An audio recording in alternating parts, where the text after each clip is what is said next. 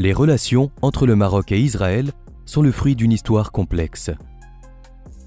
Au fil des décennies, les contacts discrets ont évolué pour aboutir à une normalisation officielle en 2020 dans le cadre des accords d'Abraham.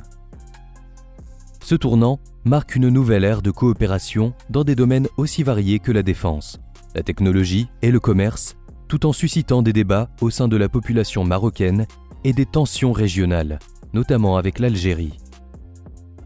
Mais alors, quelle est la place de la technologie israélienne dans l'arsenal marocain ? Et quelles tensions cela crée avec l'Algérie ? C'est ce qu'on vous propose de découvrir dans cette vidéo. C'est parti ! L'histoire des relations entre le Maroc et Israël ne peut être dissociée de la présence juive au Maroc, qui remonte à plus de 2000 ans. Avant la création d'Israël en 1948, le Maroc abritait l'une des plus grandes communautés juives du monde arabe, avec environ 250 000 membres. Après la création de l'État hébreu et l'indépendance du Maroc en 1956, une grande partie des Juifs marocains ont émigré vers Israël, encouragés par des organisations sionistes et parfois sous la pression de tensions locales. Pendant des décennies, les relations entre le Maroc et Israël ont évolué dans la discrétion. Officiellement, le Maroc, comme la plupart des pays arabes, ne reconnaissait pas Israël. Cependant, dans l'ombre, Rabat et Tel Aviv ont développé des contacts stratégiques et sécuritaires.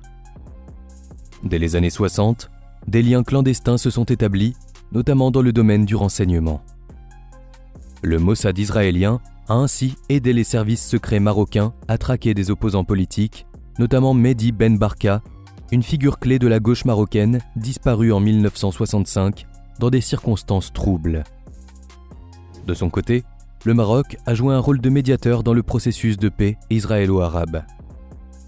Sous le règne du roi Hassan II, Rabat a accueilli secrètement des rencontres entre dirigeants israéliens et arabes, facilitant notamment les discussions qui ont mené aux accords de Camp David entre Israël et l'Égypte en 1978. Ensuite, avec les accords d'Oslo en 1993, qui amorçaient un processus de paix entre Israël et l'autorité palestinienne, le Maroc a officialisé une partie de ses relations avec Israël. En 1994, Rabat et Tel Aviv ont ouvert des bureaux de liaison dans leurs capitales respectives, marquant une avancée diplomatique sans pour autant aller jusqu'à une reconnaissance officielle. Toutefois, en 2000, avec le déclenchement de la seconde intifada, le Maroc a suspendu ses relations diplomatiques. Mais un tournant majeur s'est produit en décembre 2020, lorsque le Maroc a officiellement normalisé ses relations avec Israël dans le cadre des accords d'Abraham, sous l'égide des États-Unis de Donald Trump. Pour rappel, les accords d'Abraham sont des traités historiques de normalisation des relations diplomatiques entre Israël et plusieurs nations arabes. Ils ont été signés le 15 septembre 2020 à la Maison-Blanche, sous l'initiative de l'administration Trump. Les premiers signataires incluaient Israël, les Émirats arabes unis et le Bahreïn. Par la suite, le Maroc et le Soudan ont également rejoint ces accords. Ces accords marquent un tournant géopolitique dans la région, permettant une coopération dans divers domaines, tels que le commerce, le tourisme, la sécurité et la technologie. En échange de cette normalisation, Washington a reconnu la souveraineté marocaine sur le Sahara occidental, une question essentielle pour Rabat. Cette reconnaissance a renforcé la position du Maroc face au Front Polisario et à l'Algérie, son principal rival régional. En effet, il ne faut pas oublier que d'importantes tensions existent entre le Maroc et l'Algérie. Le point central de ces tensions est le statut du Sahara occidental, une ancienne colonie espagnole revendiquée par le Maroc, mais soutenue par l'Algérie à travers le Front Polisario, qui milite pour l'indépendance de ce territoire. Depuis la rupture des relations diplomatiques en août 2021, les deux pays ont intensifié leurs désaccords et une course à l'armement a commencé. Et pour montrer sa puissance militaire, le Maroc compte sur la technologie israélienne.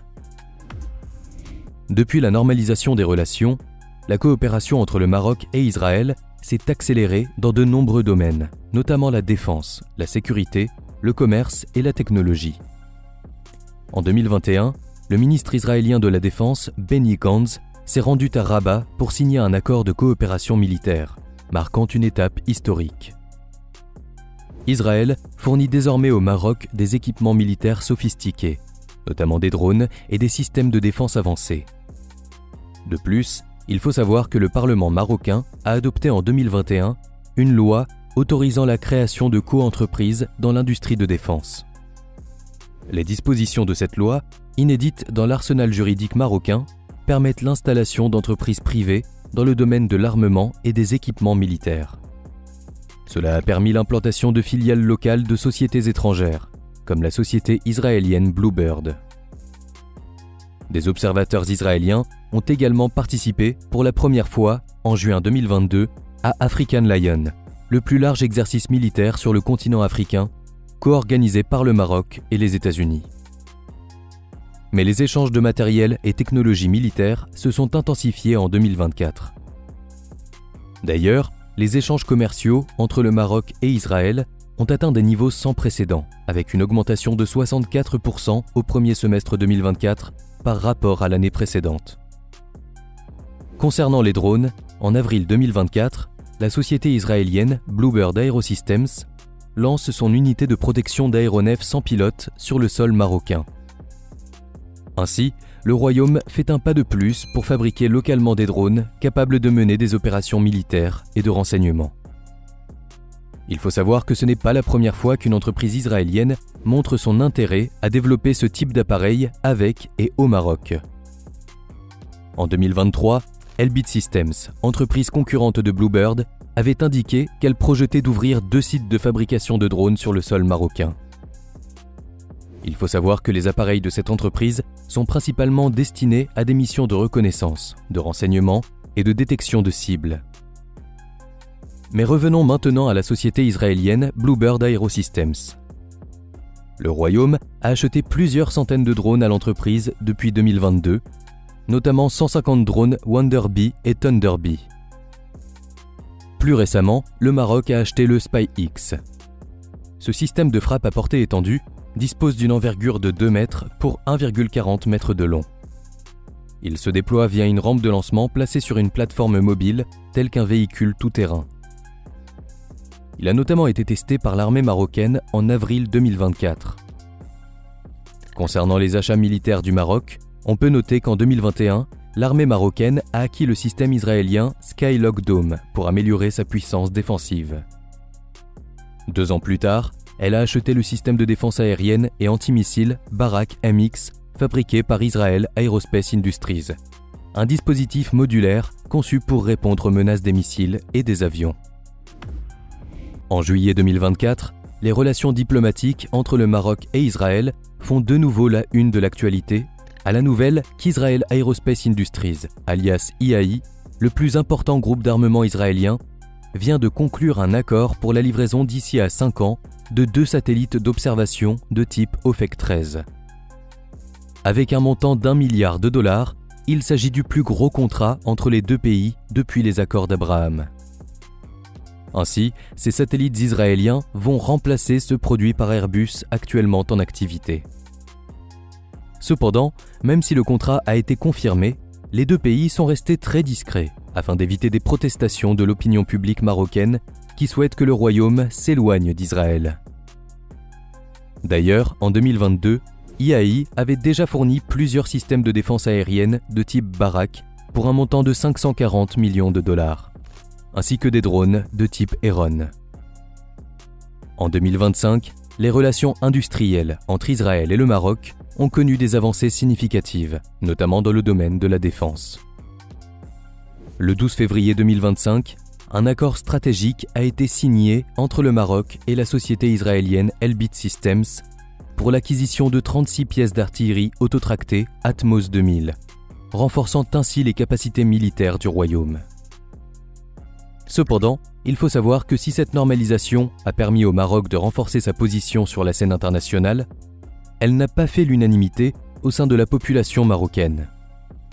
Une partie de l'opinion publique et des partis politiques dénoncent cette alliance avec Israël. De plus, comme dit précédemment, cette alliance a exacerbé les tensions avec l'Algérie, qui perçoit le rapprochement maroco-israélien comme une menace stratégique. Alger a dénoncé cet accord et a renforcé ses liens avec la Russie et l'Iran, accentuant les fractures géopolitiques en Afrique du Nord. Il est donc clair que la normalisation de 2020 a ouvert la voie à une coopération sans précédent, notamment dans le secteur militaire, où Israël joue un rôle clé dans le renforcement des capacités marocaines. Cependant, ce rapprochement ne fait pas l'unanimité et soulève des interrogations sur l'équilibre entre diplomatie, opinion publique et enjeux régionaux. Alors que le Maroc cherche à affirmer sa position sur la scène internationale, notamment face à son rival algérien, il devra naviguer avec prudence pour concilier ses ambitions stratégiques avec les sensibilités internes et régionales.